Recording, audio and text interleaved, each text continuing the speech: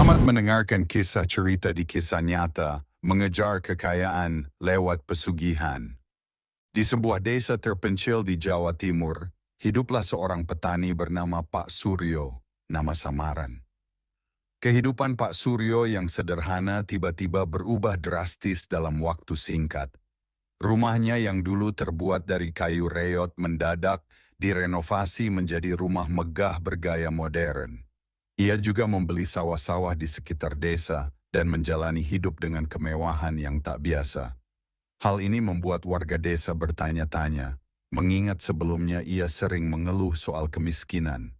Salah seorang tetangga dekatnya, Bu Rini, pernah bertanya dari mana Pak Suryo mendapatkan kekayaannya.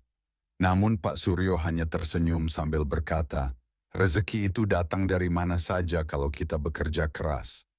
Namun, keanehan mulai muncul. Setiap malam tertentu, terutama saat bulan purnama, beberapa warga melihat Pak Suryo pergi ke arah hutan larangan di pinggir desa. Menurut cerita, hutan itu dikenal sebagai tempat angker yang dijaga oleh makhluk gaib. Selain itu, ayam dan kambing milik warga sekitar sering hilang tanpa jejak. Puncaknya terjadi ketika salah seorang warga desa, Pak Man, melihat sesuatu yang janggal. Pada malam hari, ia mengaku melihat Pak Suryo membawa seekor kambing menuju hutan. Karena penasaran, Pak Man diam-diam mengikutinya.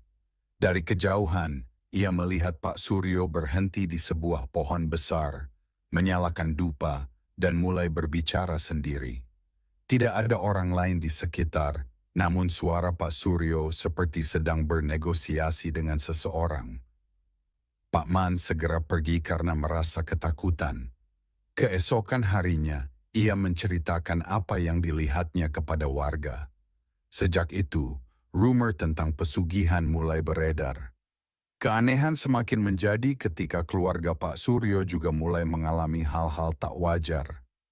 Istri Pak Suryo sering terlihat melamun dan menangis tanpa sebab, sementara anak-anaknya jatuh sakit bergantian. Bahkan, beberapa warga mengaku mendengar suara jeritan dari dalam rumah Pak Suryo pada malam hari.